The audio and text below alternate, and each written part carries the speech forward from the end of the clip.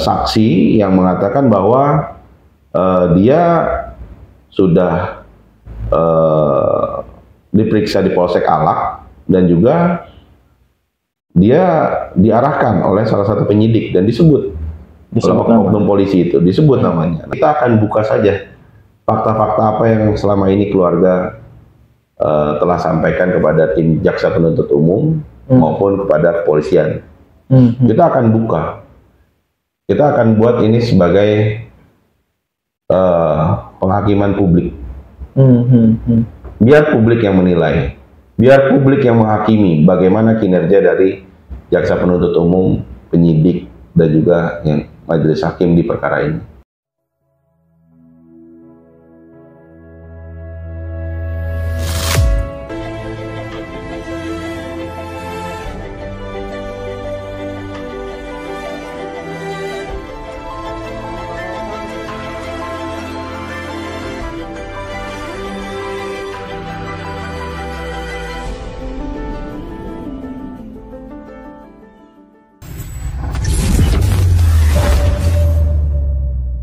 Halo guys, jumpa lagi bersama dengan saya James Wore di program yang edukatif dan inspiratif, tentunya di Pod James Open Mind. Ya, drama persidangan kasus Penkase atau kasus pembunuhan ibu dan anak di Kota Kupang dengan terdakwa Ira Ua masih berlangsung sampai dengan saat ini. Dan saat ini agenda sidangnya sudah masuk sampai pada pemeriksaan saksi-saksi, dan tentunya ada hal-hal yang menjadi tanda tanya atau mungkin bisa dianggap sebagai fakta-fakta yang menarik yang tidak bisa dikesampingkan selama persidangan pemeriksaan saksi ini berlangsung. Dan oleh karena itu tim Pod James hari ini akan meminta tanggapan dari penasihat hukum dari korban Astrid dan Lael, yaitu Bapak Aditya Nasution, SH MSI MHum. MH ya. Selamat pagi Abang. Pagi. Ya, apa kabar? Baik, baik. Ya, Pak Adit, seperti yang kita ketahui bahwa persidangan ini kan sudah sementara berlangsung, dan sudah masuk di agenda pemeriksaan saksi-saksi. Sejauh pengamatan Anda mengikuti alur persidangan ini, apa yang Anda lihat dari setiap keterangan-keterangan saksi? Ya, jadi perlu kita sampaikan di persidangan atas nama terdakwa IU ini, kurang lebih sampai dengan hari ini sudah ada 20 orang yang diperiksa sebagai saksi. Sampai dengan kemarin tanggal 15 Desember. Yang mana saksi-saksi masih kurang lebih sama dengan saksi pada saat terdakwa Randy Bajide. Nah, tetapi yang menjadi garis bawah atau menjadi pointer dari kami adalah saksi yang dihadirkan pada persidangan Ira Ua ini banyak sekali yang keterangannya bertolak belakang dengan keterangan pada saat pemeriksaan di terdakwa Randy Bajide. Oh begitu. Ya, jadi saya ambil contoh seperti adanya keterangan bahwa saksi ini menyebutkan orang-orang yang selama ini tidak pernah disebutkan di persidangannya Randy Bajide. Seperti ada beberapa oknum, lalu ada kerabat IU juga yang disebutkan di dalam persidangan ini. Nah, ini yang kita lihat ini merupakan satu bukti baru ya sebenarnya ya. Jadi keterangan saksi pada saat persidangan ini sebenarnya kan adalah petunjuk dari jaksa untuk bisa mengungkap kasus ini lebih jauh. Gitu. Sementara masih banyak lagi yang kita lihat keterangan-keterangan dari saksi yang kita temukan sendiri, saksinya itu sangat bertentangan dengan keterangan pada saat diberikan kepada penyidik. Nah, jadi selama persidangan itu kita lihat banyak saksi yang jawab lupa, tidak ingat, atau berbeda dengan keterangan sebelumnya. Jadi di persidangan pada saat Randy Bajide dia mengatakan A, begitu persidangan Ira Ua dia berubah jadi B. Itu yang membuat kita menyimpulkan bahwa saksi-saksi ini seperti menyembunyikan sesuatu di persidangannya Ira Ua. Itu Pak Aditya, itu kan sempat ada salah satu saksi kalau tidak salah dari PRT-nya ya, sempat menyebut ada nama dari salah satu anggota keluarga dari IU kan. Nah itu kira-kira sebenarnya menurut Anda dengan adanya informasi seperti itu harusnya bagaimana dari JPU ini? Ya jelas ya, itu kan kita melihat keterangan terhadap terdakwa IU ini kan keterangan yang diambil dari orang paling dekat. Dalam artian PRT ini adalah orang yang hari-hari dengan terdakwa IU maupun Randy Bajide. Jadi seharusnya kalau penyidik atau jaksa penuntut umum mau melihat kasus ini lebih terang lagi, setidaknya dipanggil. Walaupun selama pemeriksaan saya juga belum mengetahui apakah nama yang disebutkan ini yang kerabat IU ini pernah atau tidak di BAP di Polsek Alak maupun di Polda. Tetapi kita melihat banyak keterangan yang menyebutkan nama yang bersangkutan, maka secara undang-undang memperbolehkan untuk memanggil dijadikan sebagai saksi di persidangan.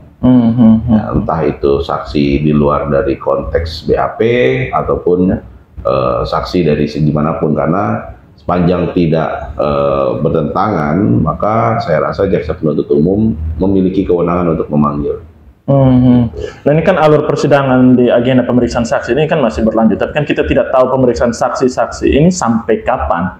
Takutnya hal-hal yang menjadi harapan dari penasihat hukum maupun keluarga korban ini, orang-orang yang harusnya dihadirkan ke persidangan justru tidak, dan akhirnya agenda berubah ke sampai pada apa? Mungkin penuntutan kah atau? Kalau kita melihat saksi-saksi yang sebenarnya sudah dipanggil di dalam daftar yang 20 nama sudah dipanggil oleh tim JPU, ya kami rasa itu adalah saksi-saksi kunci sebenarnya. Sejak awal adalah saksi kunci. Hanya kita melihat di persidangan awal pada saat pemeriksaan ini masih belum ada pihak yang menggali lebih jauh terkait dengan keterangan-keterangan saksi. Jadi kalau kita bilang masih menggantung pertanyaannya, dan juga masih banyak yang belum dikejar oleh tim kejaksaan maupun majelis hakim. Kalau sepanjang Anda lihat pertanyaan-pertanyaan diajukan oleh tim JPU ini memang sudah benar-benar tajam atau masih ada yang kurang menggigit gitu? Sepanjang kita lihat ya ada beberapa momen yang memang seharusnya dikejar tapi tidak dikejar. Nah, tapi kalau kita melihat adalah berkaca dari persidangan terhadap RB sebelumnya, Randy Bajide sebelumnya, kita melihat baik jaksa, baik hakim itu mengejar dengan sangat. Artinya benar-benar tidak diberikan kesempatan untuk mengelak atau dan lain sebagainya. Tetapi di persidangan IU ini banyak yang masih kurang dikejar. Seperti kita lihat persidangan kemarin terhadap saksi dari pemilik rental ya. Nah, itu masih banyak saya rasa yang menggelitik kami gitu untuk mempertanyakan. Ya, itu kan ada keterangannya yang bagaimana tentang mobil ras itu sudah ditahan di Polsek Alak pada saat itu. Ya. Itu lebih awal dari penentuan jenazah ini untuk tes DNA ya. Betul. Nah, itu menurut Anda bagaimana? Jadi itulah yang menjadi concern kami setelah persidangan kemarin ya. Kita melihat dan menyadari bahwa penemuan jenazah ini di akhir Oktober. Di akhir Oktober 2021. Lalu pihak keluarga baru mengetahui dan melaporkan ini ke Polsek Alak itu kurang lebih 1 minggu setelah penemuan jenazah. Nah, selama keluarga ini belum melaporkan terhadap kehilangan maupun uji DNA terhadap penemuan jenazah itu, ternyata berdasarkan keterangan dari para saksi-saksi ini sudah diperiksa terlebih dahulu oleh penyidik di Polsek Alak, dan juga berdasarkan keterangan dari pemilik rental, mobil tersebut sudah ada di Polsek Alak. Jadi pertanyaan kami ini adalah siapa yang mengetahui bahwa korban ini adalah Ate dan Lael sebelum kami selaku pihak keluarga mengklaim bahwa itu adalah anak dan cucu kami, dan juga berdasarkan hasil DNA. Polisi bergerak berdasarkan apa? Dan siapa yang memberitahu bahwa mobil ini yang dipakai? Betul. Nah, ini juga menarik. Ya, tentu menarik karena selain daripada mobil, berdasarkan keterangan saksi yang menggali lubang. Ya. Nah, saksi itu diperiksa sebelum adanya laporan dan maupun BAP ya. Jadi kita melihat kenapa ada barang bukti lebih dulu ketimbang dari identitas si korban ini siapa. Secara analogi hukum saya rasa ini hal yang luar biasa. Kalau kita berpositif thinking adalah ini hal yang luar biasa dari penyidik Polsek Alak yang bisa mengetahui korban ini siapa sebelum adanya hasil tes DNA maupun berita keterangan dari pihak keluarga, klaim dari keluarga, dan juga Polsek Alak ini lebih dulu untuk memanggil orang-orang yang tanda kutip mengetahui adanya kejadian ini. Saksi-saksi ini dipanggil sebelum adanya kejadian ini. Seperti yang kemarin ada salah satu saksi sampaikan bahwa dia didatangi oleh polisi atau oknum polisi dari Polsek Alak, yang mana hal tersebut adalah hal yang buat saya menjadi tanda tanya. Dari mana polisi bisa mengetahui bahwa saksi ini memiliki hubungan dengan korban di saat korban belum diketahui identitas? Betul sekali. Pertanyaannya kan selalu runutannya adalah dalam kasus pembunuhan pada umumnya dan kita bisa bilang bukan pada umumnya, tapi memang alurnya adalah seperti itu. Diketahui dulu siapa korbannya, dicari siapa yang memiliki hubungan, siapa yang siapa yang terakhir kali bertemu, dan apa motif orang-orang yang bertemu ini. Tentu kan itu yang akan dilihat. Alat bantu apa yang mereka pakai selama ada komunikasi atau apa? Ya, dilihat nanti percakapan teleponnya seperti apa. Lalu nanti dilihat ada atau tidak orang yang memiliki dendam tersendiri terhadap korban ini. Ini kan tapi kan setelah identitas dari korban ini jelas, baru penyidik melakukan pemeriksaan. Seharusnya kan seperti itu. Karena kalau kita lihat di kasus ini, justru penyidik Polsek Alak lebih dulu memanggil orang-orang ini tersebut, memanggil saksi-saksi ini sebelum kita melakukan istilahnya kita melakukan laporan di Polsek Alak, dan itu sudah dikonfirmasi oleh pihak keluarga. Artinya pertanyaan kami adalah siapa yang memberitahukan ini pertama kali kepada Polsek Alak dan apa motifnya? Ya kan, ini yang harus sebenarnya digali oleh JPU nih. Harusnya kejar betul ini ya. Iya, jadi kita bertanya-tanya kenapa mobil langsung diketahui mobil Toyota Rush, ya kan? Kenapa tidak ada mobil lain? Apakah di lokasi penemuan itu mobil Rush ada? Gitu. Terkecuali hal itu ada ya. Jadi pada saat misalnya mayat ini ditemukan di samping mobil Rush, itu make sense. Sedangkan jenazah ini terkubur dari bulan Agustus, baru diketemukan di bulan Oktober. Nah, sama sekali tidak ada bukti petunjuk. Saya yakin kalaupun ada di TKP bukti, pasti sudah hancur. Karena kita lihat tentang waktu sudah 3 bulan. Nah, kalau dilihat seperti itu, maka kan timbul pertanyaan kami yang menggelitik. Mungkin masyarakat nanti bisa menilai sendiri perkataan saya ini. Ini perkataan saya benar atau tidak, tapi kita berbicara analogi hukum. Kalau kita berbicara secara analogi hukum, maka korban dulu diketahui siapa, baru diselidiki orang-orang yang memiliki kaitan erat. Nah, ini korban belum tahu siapa, tapi penyidik sudah memeriksa orang-orang yang memiliki kaitan dengan kasus ini, dan kasus ini pun terbukti. Dan berdasarkan keterangan salah satu saksi juga ada menyebutkan seperti diarahkan oleh ada oknum di Polsek Alak. Ya, jelas itu. Jadi di persidangan kemarin pun kita mencatat ada nama-nama oknum yang disebutkan oleh saksi yang mengatakan bahwa dia sudah diperiksa di Polsek Alak, dan juga dia diarahkan oleh salah satu penyidik dan disebut oleh oknum polisi itu, disebut namanya. Nah, ini yang buat kita menjadi catatan kita yang nanti akan kita tindak lanjut ya, tentunya dengan laporan ke Polda terkait. Ya, saya ada ikuti bahwa dari PH ya, dalam hal ini Anda bersama dengan tim ada melaporkan Kapolsek Alak ke Propampolda ya Pak? Rencananya. Karena kita sedang menyusun hasil persidangan kemarin, yang mana ditemukan fakta-fakta. Nah, jadi di sini kita melihat ada di keterangan saksi terakhir, yaitu saksi D, yang menyatakan bahwa dia sudah tanda kutip ya, diarahkan atau diini oleh oknum kepolisian di Polsek Alak. Jadi kita nanti akan tindak lanjuti itu.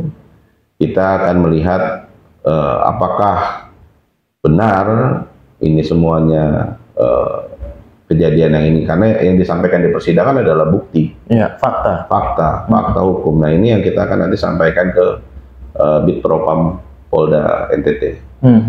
Terus harapan Anda untuk JPU sendiri kira-kira seperti apa? Ada langkah mungkin untuk mendesak JPU untuk menghadirkan nama-nama yang disebutkan, baik yang ada oknum di Kapolsek ataupun yang keterangan dari PRT juga menyebutkan ada nama dari salah satu anggota keluarga mereka gitu. Ya tentu ya, kita akan mendorong ya. Langkah konkretnya seperti apa? Langkah konkret tentu kita akan bersurat kepada Kejaksaan Tinggi NTT untuk melakukan pemanggilan terhadap saksi-saksi yang sudah disebutkan berdasarkan fakta persidangan. Nah, dan juga selain daripada itu, saya rasa konfrontasi di persidangan itu diperlukan. Karena yang tadi saya bilang, keterangannya ini saling bertolak belakang.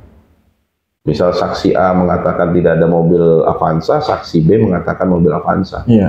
Harus didudukkan siapa yang benar-benar yakin dengan keterangannya.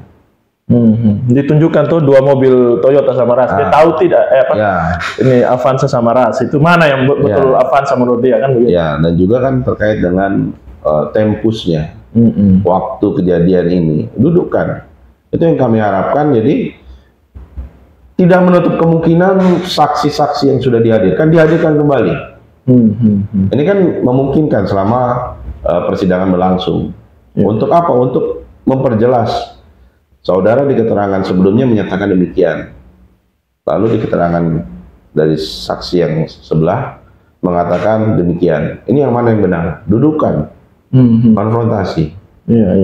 Supaya apa? Supaya kita bisa menilai yang mana yang betul keterangannya. Keterangan si A kah atau keterangan si B?